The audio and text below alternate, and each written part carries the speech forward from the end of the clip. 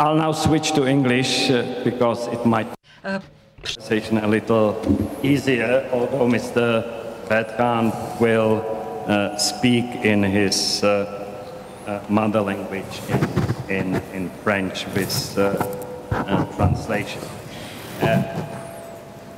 Thank you once again for coming to this conference, and thank you also for your lifelong efforts to assist and help the human rights cause in your countries and around the world.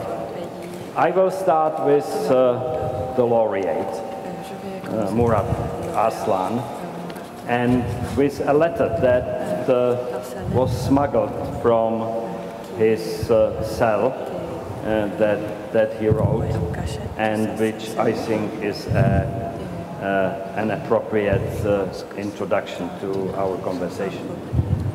So, it reads, I'm speaking to you from a jail in a country where the rule of law is suspended, moves far away from democratic values, dissidents are silenced, human rights defenders, journalists, people asking for peace, people who shout out that children should not die, labeled as terrorists and jailed. Imagine a country where prisons become beaten tracks for human rights and freedom fighters, like an empire of fear plunged into darkness. Yes, it is true that the country has not taken lessons from Europe's unpleasant experiences during the early 20th century. Therefore, the country lives the same experience of becoming a totalitarian regime laboratory. However, it should not drive anyone to despair. We have never sunk into despair. As a matter of fact, the existence of our kids does not allow us to be hopeful. If there is someone in somewhere fighting for rights and freedoms and taking the plunge, then that means there is always some hope for the future. That's why we hopefully set forth and organized ourselves in the judiciary. We founded the Association of Turkish Judges and Prosecutors, with the acronym YARSA, in 2006, because we believed that independent and impartial judiciary which safeguards the freedom is a sine qua non in a modern and democratic constitutional state that is grounded in human rights. We fight for judicial independence and impartiality, rule of law, and democracy. We were guided by values that aim at full independence, contemporary civilization based on equality, laicism, the rule of law, human rights, and freedoms. We resist all kinds of interruptions which threaten these fundamental values. We struggled with defeating the rise of wall of fear where society was locked up. Prejudgments, baseless allegations, unfortunately became the false truth in our society. We made no concessions of our values that we advocated under all kinds of threats and pressures. We did what was supposed to be done, and this approach was appreciated by the international society. Then we became representatives of a worldwide respected organization.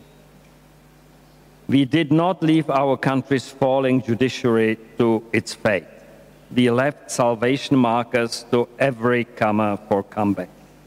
Today we are having exiles, arrests in prisons, but it will not change the reality. The price that we are paying just raises our faith in the coming days that the rule of law and democracy will be internalized and raises our fighting spirit. We will continue to show that there are always exclaimers against injustice and lawfulness, while many others who were supposed to speak up and resist were sunk into silence under the pressure of empire of fear. Increasing reflection of trauma stemmed from authoritarian mindset will make our inner voice overflow, and our voice will disturb more those people who cause this trauma. We defend the rule of law, human rights, and modern democratic values. This resistance would be the last stance for protecting our liberty and democracy. We should never forget that the history of humanity is full of such brave revolutionists who paid the price for their belief, and this legacy will be carried by them. I am proud of having this prize devoted to the great intellectual and politician Václav Havel on behalf of my colleagues and freedom fighters who suffered from dismissal, persecution, and prison. I hope the prize will bring significant contribution to our freedom fight. On this occasion, I would like to express my sincere gratitude to the members of the selection panel, the International Association of Judges, which always supported our democracy and the rule of law, and I'm always proud of being a member of it. And other judges' associations, the European Associations of Judges for Democracy and Freedom, MEDEL, the Association of European Administrative Judges and Judges for Judges, and my colleagues, members of YASA. Finally, I want to thank my dear wife, Seville, and my sons, Burak Emre and Yiğit Eren, who are the real heroes of democracy struggle of Turkey. I salute you all and hope to meet you in the peaceful, bright future. Signed, Murat Arslan.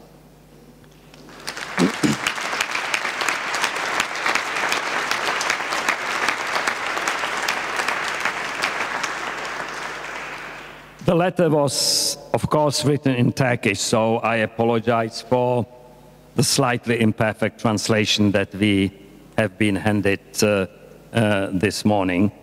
But what I think is perhaps more important is how much this letter reminds me of what Václav Havel famously wrote, that hope is not a conviction that something will turn out well, but a belief that something is worth doing regardless of how it turns out. So my salute to Murat Arslan, and thank you for your applause. And I will now turn to Christophe Bertrand, and could you tell us something about Murat Arslan as you came to know him and his work, and about his current situation? Oui, Monsieur le Directeur, Mesdames, Messieurs, permettez-moi tout d'abord de vous dire combien je suis honoré d'être ici avec vous et combien je suis fier d'être ici pour parler de Murat, qui est mon ami et que je n'ai pas revu depuis maintenant 1 an et demi, puisque, comme vous le savez, il est en prison. Je suis fier aussi d'être ici parce que, et puis je suis triste surtout qu'il ne soit pas là et que seul son portrait soit à côté de nous. Et je suis inquiet pour lui maintenant, même si le prix est une grande chance, parce que je crains évidemment les mesures de rétorsion à son égard et à l'égard de sa famille dans son pays. Vážený pane řediteli, dámy a pánové. Ladies and gentlemen, first of all, I'd like to say that it's my honor to be here, and I'm very proud of talking and approaching you on behalf of my friend and the laureate of this year's prize, Murat Arslan, whom I haven't seen for 18 months, and he's been detained. I'm very sad that he can't be here with us, that he is represented only through his portrait. I'm really concerned. This award is a great honor for him. On the other hand, the local Turkish government may adopt some measures vis-à-vis himself and his family. À Ankara, et il a été nommé juge à la Cour constitutionnelle de Turquie en 2006. Et il a été l'un des fondateurs en 2006 de l'IARSAF, comme vous l'avez dit tout à l'heure, monsieur le directeur, qui est à ce jour la seule organisation de juges et de procureurs indépendante en Turquie, qui a été dissoute par décret du président Erdogan en juillet de l'année dernière.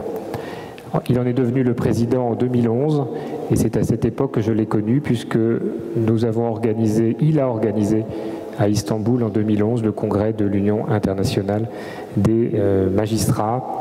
Et depuis toujours, Murat s'est battu pour défendre une idée de la démocratie, de la séparation des pouvoirs, des droits de l'homme.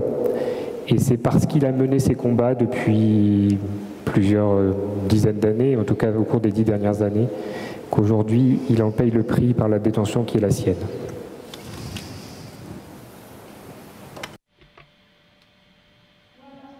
Murat Arslan has been born in 1974 and in 2006 he has been appointed as a judge of the Constitutional Court, and at that time he has founded Yaroslav organization, the first organization that is independent and associates the judges and prosecutors of Turkey. He has become its president, and unfortunately this organization has been dismantled in July last year.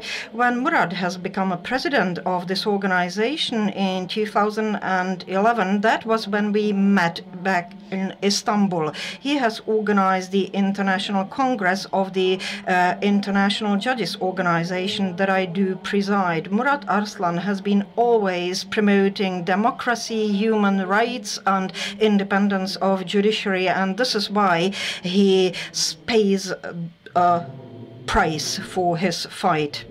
De juillet 2016, Murat avait déjà subi des mesures de pression et de rétorsion puisqu'il avait été démis de ses fonctions, en tout cas déplacé dans une autre juridiction que la Cour constitutionnelle. À l'issue du coup d'État raté, la première décision prise par le pouvoir turc a été de démettre, comme vous le savez, des milliers de magistrats, de juges et de procureurs, 4560 à ce jour, dont lui. Mais Murat n'avait pas été à l'origine mis en détention, comme 2500 autres juges et procureurs, sous la légation fantaisiste de terrorisme. Murat a été mis en prison le 19 octobre 2016, alors que la veille, il m'avait fait parvenir à Mexico City, où nous tenions notre congrès annuel de l'Union internationale des magistrats, une lettre que j'avais lue à sa demande, qui était aussi forte que le message que vous avez lu, monsieur le directeur. Et dans cette lettre, il écrivait qu'il se battait pour défendre les droits de l'homme et la démocratie, parce que l'injustice, quelque part, était une menace pour la justice partout. Ce sont ces mots.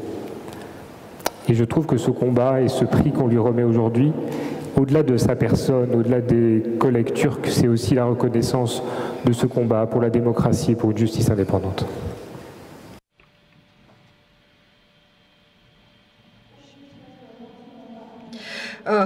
Before the attempted coup d'état in 2016, Murat Arslan has been a target of attacks and pressure.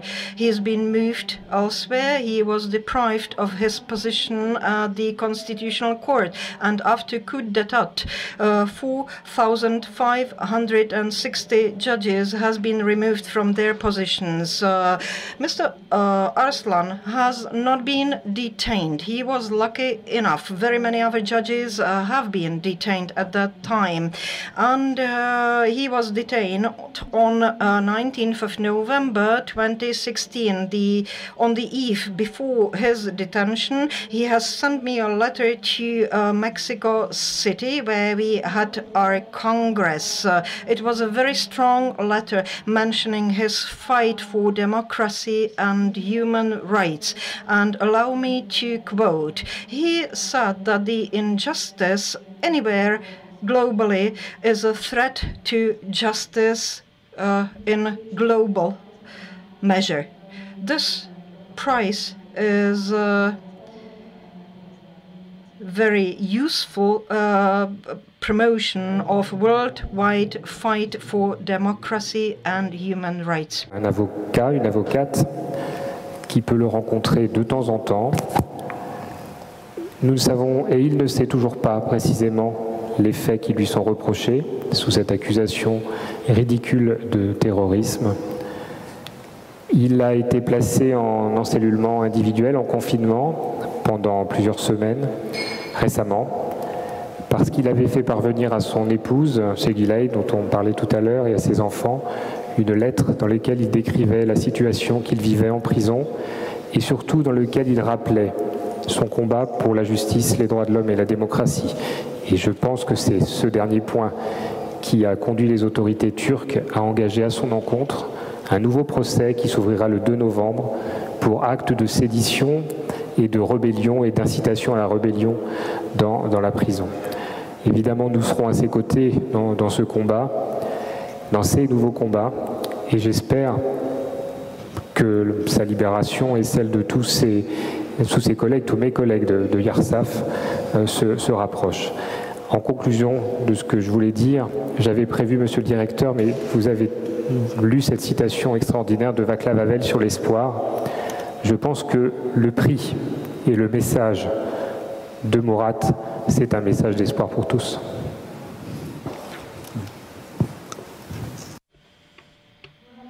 Murat Arslan is still in detention. He's got a defender, he's got a lawyer, and he's got a chance to meet with her from time to time. We still do not know what's the cause, apart from the ridiculous alleged terrorism. He has sent a letter to his wife and to his sons where he describes the environment in detention and where he reminds of his fight for democracy and human rights. So this will probably launch a new procedure, new trial, and he'll be charged of terrorism and rebellion, and we hope that he and his colleagues from Yarsaf will be set free as soon as possible. Let me mention one quote of Václav Havel that has been already stated here. I only want to add to it that Murat Arslan's activities bring in hope. Thank you very much, Christophe.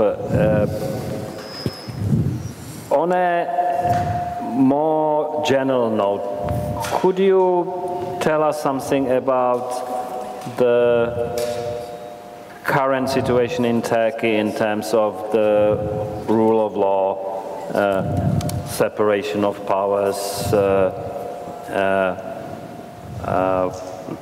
legal guarantees, and so on and so on. Of course, we have all our own information, which is very bleak, but I suppose that you are familiar with the situation in more detail, and could you give us the context for the situation that Murat Arslan is in at the moment?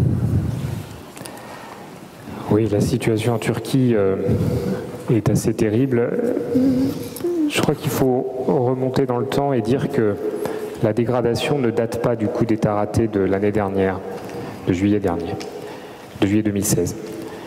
La dégradation, elle avait commencé bien avant, et notamment dans le milieu judiciaire et pour les juges. Elle avait commencé en 2013, quand les juges ont commencé à s'intéresser à des affaires de corruption qui touchaient les proches du Premier ministre d'alors, M. Erdogan. Et certains juges ont commencé à être poursuivis, certains mis en prison pour des allégations un peu farfelues.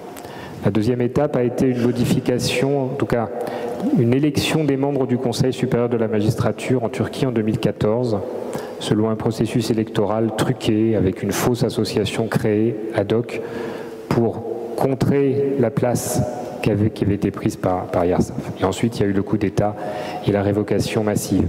4500 juges ont été démis de leurs fonctions, sans procès, sans grief par le Haut Conseil des juges et procureurs. 2728 sont détenus à ce jour, 680 sont en encellulement individuel et 13 sont décédés au cours de cette détention depuis 1 an et demi. Et évidemment, je pense aussi aux universitaires, aux avocats, aux journalistes, aux défenseurs des droits de l'homme qui sont dans la même situation. La réalité, c'est que la situation est tellement grave et la séparation des pouvoirs tellement disparue que le Haut Conseil des juges et procureurs turc a été suspendu de sa qualité de membre du réseau européen des conseils de justice, justement parce qu'il ne remplissait plus les critères et les standards qui sont ceux communément admis en Europe. La réalité, c'est que les juges en Turquie, actuellement, ceux qui n'ont pas été démis de leurs fonctions, emprisonnés, ne peuvent plus juger sans avoir peur pour leur propre sécurité. Ils savent que s'ils rendent une décision qui n'est pas conforme à ce que souhaite le pouvoir, au mieux ils seront déplacés dans un autre tribunal, au pire ils seront accusés de terrorisme.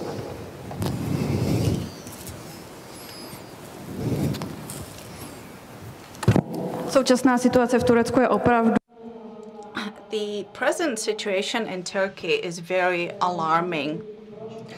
But in order to find out why is it so, and how long it has been so, it is not since the coup d'etat in 2016. The gradually worsening of the situation started much longer ago, especially in the judiciary, where it started back in 2013 when judges and prosecutors wanted to investigate corruption cases and scandals that concerned Mr. Erdogan. Those judges were prosecuted and some of them ended up in prison on basis of false accusations. In 2013, elections of judges and prosecutors took place and an organization, pseudo-organization, was established which tried to replace Yarsaf, which was the only independent one. And this organization representing judges and prosecutors, this pseudo one was comprised of members who were devoted to the regime. 4,500 judges were deprived of their office after the coup d'etat. Many of them ended up in prison. 680 of them are in detention in solitude, and 13 of them died since imprisonment. This bad situation concerns not only judges and prosecutors, but it touches also journalists, scientists, and human rights defenders. The association's membership in the European Association was suspended because what is happening in Turkey does not correspond to our standards. The reality in judiciary is such that judges cannot make rulings on the basis of their conscience because they are concerned about their safety. If they should hand down a judgment which is not in line with the regime's ideology, they may be suspended or removed to put to another position or accused from terrorism. A number of human rights organizations and independent initiative is taking, just like you, a very critical view of the situation in Turkey, of the human rights situation. At the same time, our governments and the European Union are strangely silent about the crisis and certainly are not adopting any specific measures to demand that the Erdogan government changes its policies. We all know the reason for that. I mean, the last few years in Europe were affected by the migration situation, etc., and there is an agreement between the EU and Turkey which has to an extent helped to alleviate the situation. So the difficult question, what in your opinion should the European governments and the EU do to make sure that the situation improves? Oui, la question est difficile en effet. Depuis plus de 2 ans, nous alertons les autorités nationales dans tous les pays européens et ailleurs dans le monde. Depuis 2 ans, nous avons des réunions quasiment tous les mois avec les représentants de l'Union européenne, avec ceux du Conseil de l'Europe. On a organisé une conférence avec Madame Brasseur à Strasbourg il y a 6 mois maintenant pour dire ce que vous avez dit, Monsieur le Directeur. C'est que l'Europe démocratique ne peut pas rester silencieuse face aux atteintes extrêmement graves aux droits de l'homme et à ses valeurs en Turquie. Hélas, les considérations géopolitiques que vous avez décrites interdisent manifestement à nos dirigeants d'être plus fermes, sauf lorsqu'il s'agit de défendre nos propres ressortissants. Et j'ai souvenir de 2 journalistes français détenus en Turquie qui ont été libérés à la demande des autorités françaises, mais par une pression directe évidente du président turc sur les autorités judiciaires turques, ce qui est un symbole en soi. C'est pour ça que le prix aujourd'hui qui a été remis lundi à Murat Arslan est un formidable espoir. C'est aussi l'espoir que l'Europe, via l'Assemblée parlementaire du Conseil de l'Europe, a pris conscience de la gravité de la situation et nous espérons que ce prix sera le point de départ vers une prise de conscience de nos gouvernements en Europe et dans le monde que l'on ne peut pas laisser un grand pays comme la Turquie, qui pendant des années est venu sur le chemin de la démocratie pour nous rejoindre, sombrer dans la dictature la plus terrible.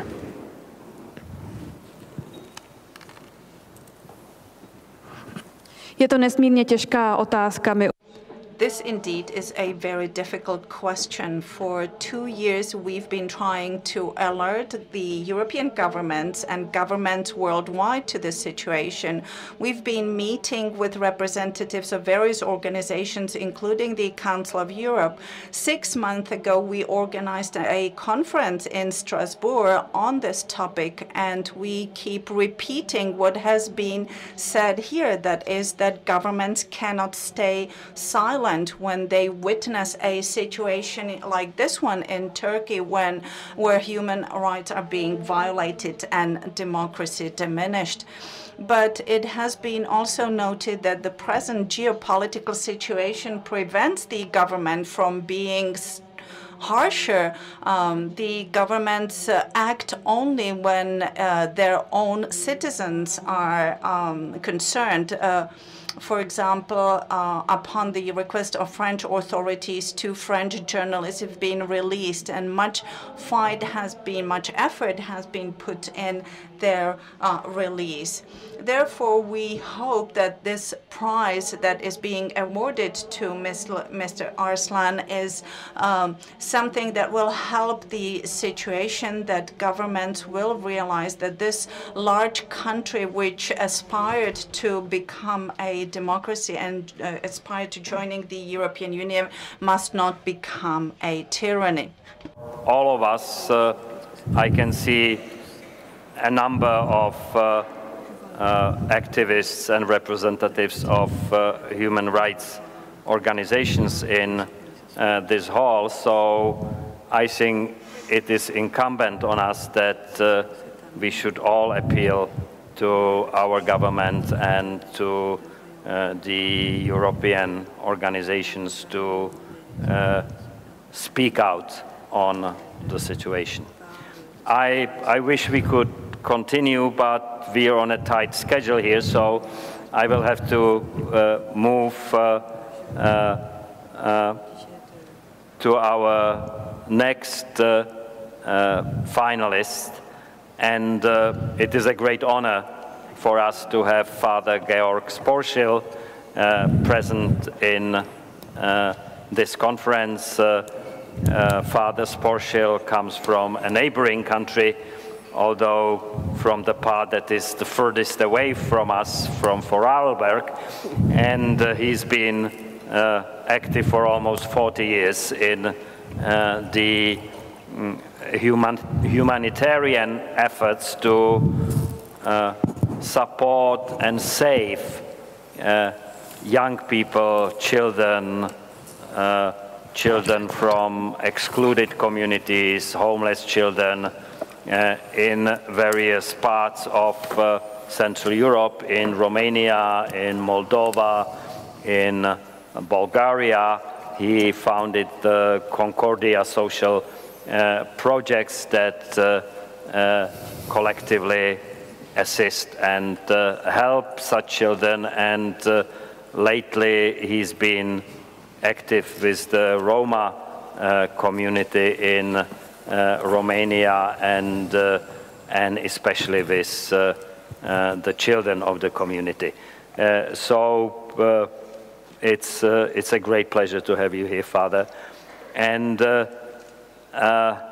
my obvious question is, in the 40 years you've been at it, do you have the impression that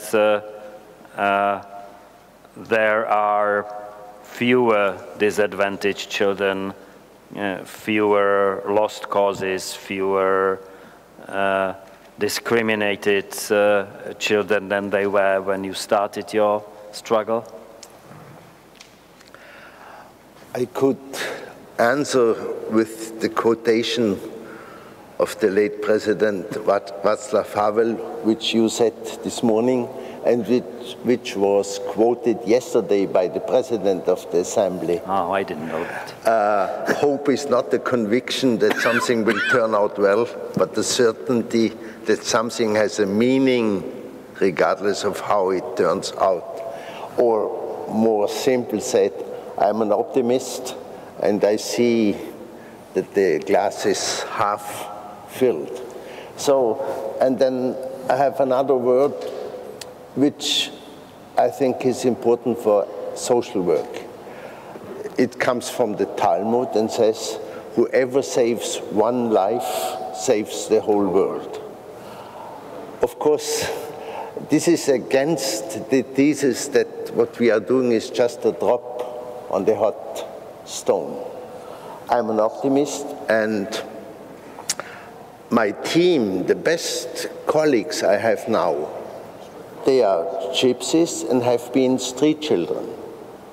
I found them 20 years ago in the streets in Bucharest, and now they are leading teachers in a growing music school for other young people, mostly gypsies.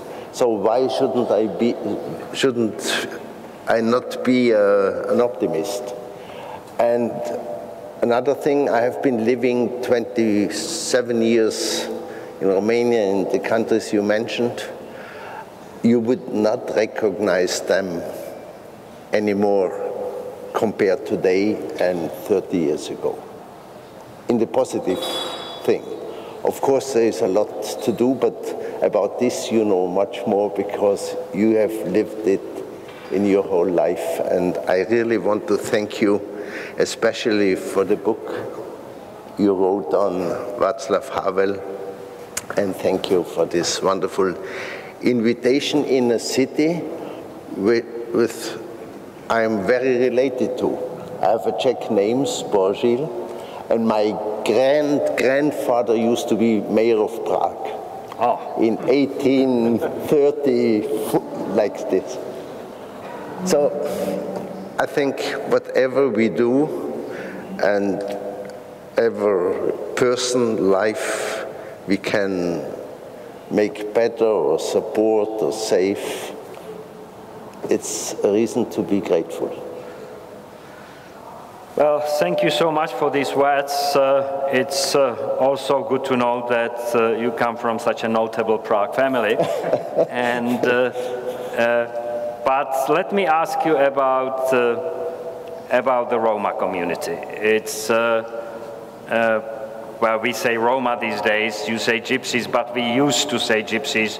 And the Romas, at least in my experience, I used to say. And Václav Havel said gypsies. And Václav Havel said gypsies as well. So this is a terminological question that I will not go into. But the Roma community in Europe is estimated at about 12 million people. living mostly in our part of Europe, in the countries you mentioned, but also in this country, in Slovakia, in Hungary, and in other places. And it's been for a long time a disadvantaged community, and some more critical voices say that it's also a community that's discriminated again in terms of education, in terms of job opportunities, and in other ways. How does the situation differ from country to country? Where did you see the most problems, and also do you believe that the situation would probably require some all-European, joint European efforts to address? Because one of the things about the Roma, not as important today as it was in the past, is that they move around the region. So there are a number of cross-border issues as much as there are national issues. So what's your view of that? There is so much said and written about Roma, and there is no organization, the Church, the Pope, the UN, the EU, everybody made declarations about Roma. I think we do not need more declarations. But there is one thing missing. I always say we should not talk about them, we should talk to them or with them. And of course it's a challenge. They have a different culture, a different way of life, or we have a different one. And the difficulties are from both sides, and it's a kind of challenge to live in one country, in one village, with different styles of life. And I agree completely with Václav Havel, who said the gypsy problem is a litmus test, not of democracy, but of a civil society. So, yeah. And you can adapt this to the refugee. I don't know whether we can solve all the problems, but the way how we treat this problem and we speak about, this is this litmus test of quality of social life in our countries. And in the recent time, you know, who did not discuss about refugees? Everybody has his meaning. I always ask, do you know one? Have you met one? Do you care for one? And then mostly they are people who have a very strong conviction, positive or negative. Negative say, I've never met personally, but I have seen in the newspaper and television. And I just can say, if you do not know one, I'm not interested in your meaning. And this is such a small thing, but even you can discuss with somebody who is engaged. And now with gypsies, it's exact, or Roma, or they call them Tsigan in Romania themselves. It's not the support for them, whether we discuss in Western or in other countries, whether it's polite to say gypsy or Tsigan or whatever. But again, the only step forward I see, if somebody has the chance, as I have, to live in villages where the majority are gypsies. And I tell you why I went there. I wanted to make an experiment with myself. Mm-hmm. Can I survive? Do I find friends? Will we be friends? And today I can say very grateful most of my friends and the best of my colleagues are Roma. And this is my success, but I didn't solve the problems. I think I know the problems much better than others who do not meet them. Well, thank you so much. I've had a similar experience when I, many years ago, served as a conscript in the communist army, and for political reasons I ended up in a company composed of myself, 2 Catholic priests, and about 10 Roma soldiers who became very close friends, and some of them still are friends many years later. And I'm also very glad that you recalled the words of Václav Havel about the Roma as a litmus test. I mean, I think it's maybe even more important in this country than in other countries, because, as you know very well, Czechoslovakia after 1918 was born as a multicultural country where Czechs, Slovaks, Germans, Hungarians, Romas lived all together. They had some problems, but all in all it was a happy experience. And then the Second War came, and the Nazis exterminated most of the Jews. Then we kicked out 3 million of Germans, guilty and innocent. So the Germans were gone. Then we separated with the Slovaks, our friends and neighbors, and they left, and with the Slovaks, the Hungarians left as well. So if it were not for the Romas, we would not know what diversity means today. Mm-hmm. So, I think we should be grateful for that. And yes, just one remark. I'm very impressed about the library and the foundation of Václav Havel in a former church. And where I work, in this little village in Transylvania, there is also a Catholic church, empty. There's no Catholic anymore. So we have not a library there, but the big hall where all the Gypsy and Hungry people can come to eat and to learn. So these are somehow related, and that's why I'm an admirer of you, your work, the library, and of course of President Havel. And may I add also a few Prince Schwarzenberg. Thank you for your many support you gave us, even in Moldavia when you came to visit us as foreign minister. Our profound thanks, and we will get to Karel Schwarzenberg later in the program of this conference. He will also address us, but it's a pleasure to recognize him at this moment. And we have our last but not least finalist, who this year was not an individual but a group.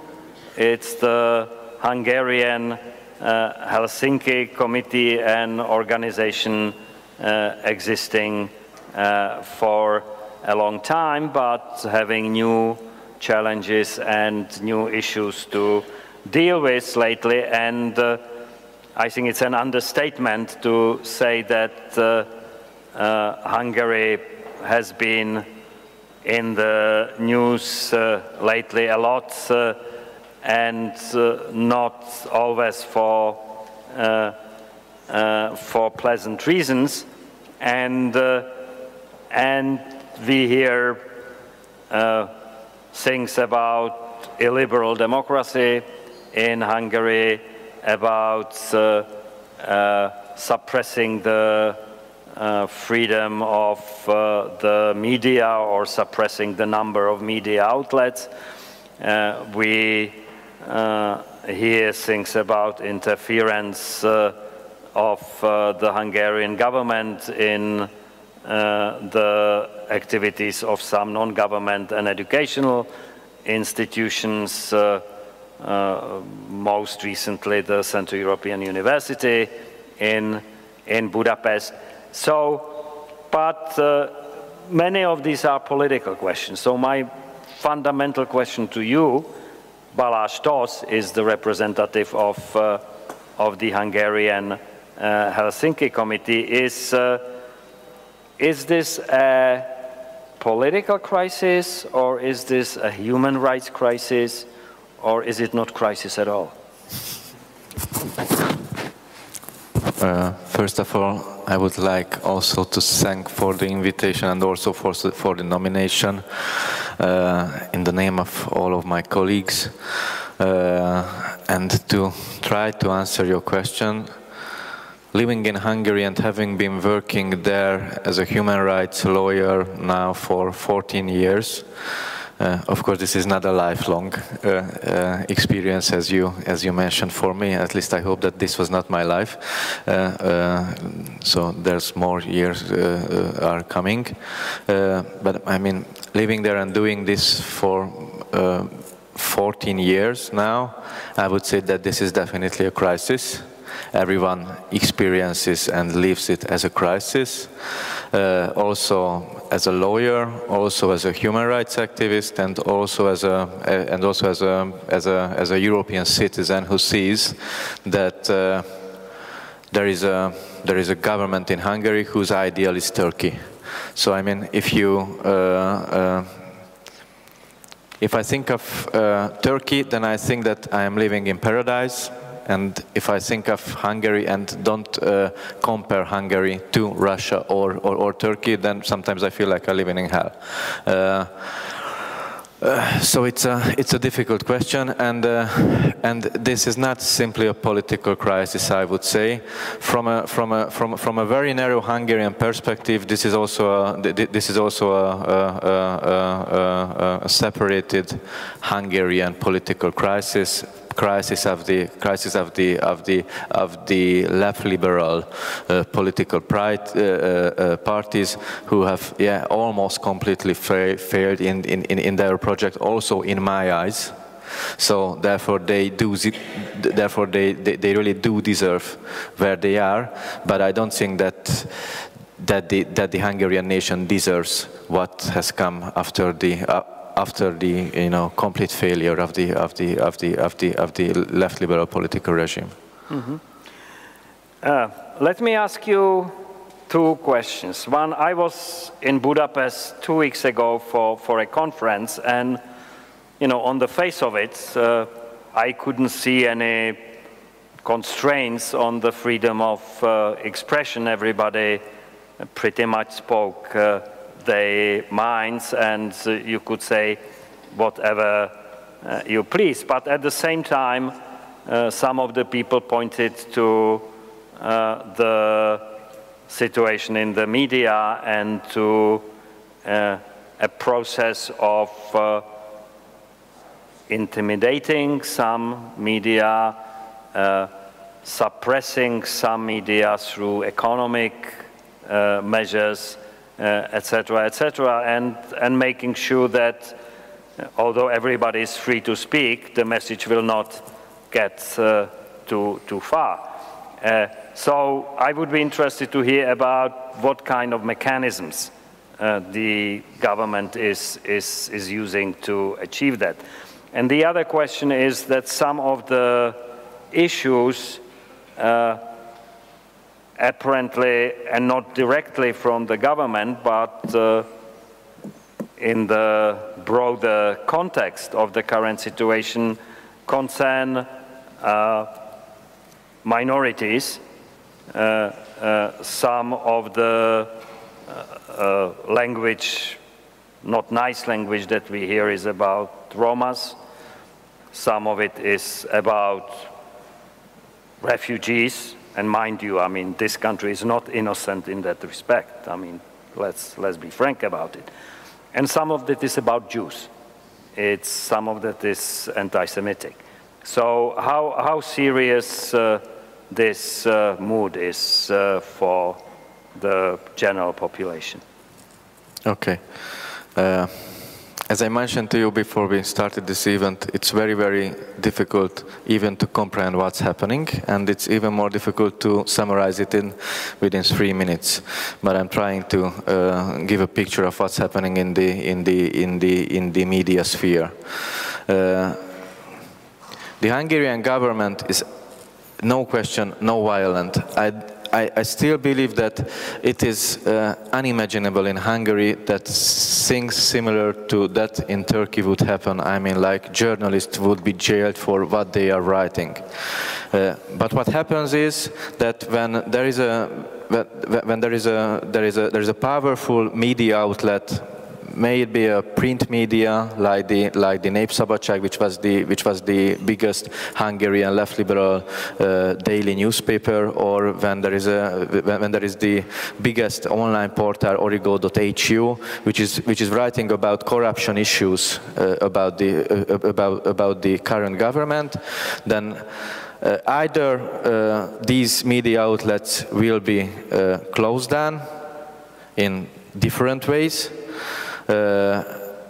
bought up by the oligarchs, who are clearly linked, directly linked to the current government, or directors or editors in chiefs and journalists will be fired from these workplaces for clearly political reasons. We know it because they say it after they are fired. Plus, what happens is that oligarchs, like friends of Viktor Orban, the mayor of the village where he was born and brought up, Lőrinc Mészáros, who became the 5th most rich person in Hungary within like 7 years.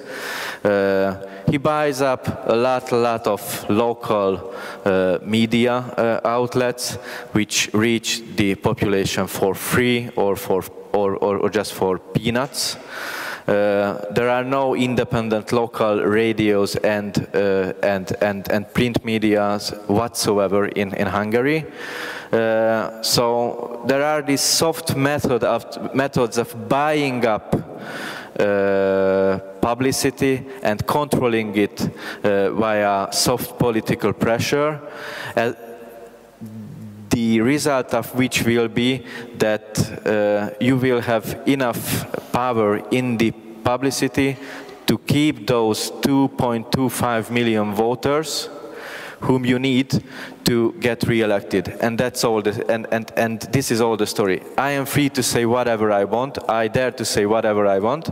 But the other side of this situation is also that I can hear in the Hungarian media without any legal consequences security experts, in quotation marks, saying that I am a war criminal who can be killed without any legal consequences, and this can be said in the Hungarian media by a person who is being paid by the mayor of Budapest, and no one will raise any voice that human rights activists are being labeled as war criminals who can be like exterminated without any legal or like moral consequences. So from a certain point of view, this is paradise because I am not in a prison and I'm really not afraid of being in prison. From a certain point of view, this is hell. And to answer your last question, I don't think that you can prove that the Hungarian government is openly anti-Semitic, that it is all openly racist or whatever, and I don't even think that they are. What they do is, however, that they exploit these prejudices in the Hungarian population, and whenever they need it for their own political reasons, they just play with these feelings or anti-Semitic or whatever feelings. If you see the Hungarian government's present, smear campaign against against George Soros, it is a very clear message for those groups who perceive George Soros as a Jew. Yeah. Of course, the Hungarian government will never mention it, and I don't even think that for them George Soros is a problem because he is a Jew. I understand. Thank you so much. We have problems with liberal democracy even in this conference. I was just reminded by my collaborators that we have to finish here. So thank you all very much. Thank you for being here and for speaking. And I will give you a moment to maybe vacate the podium. And we will move with due applause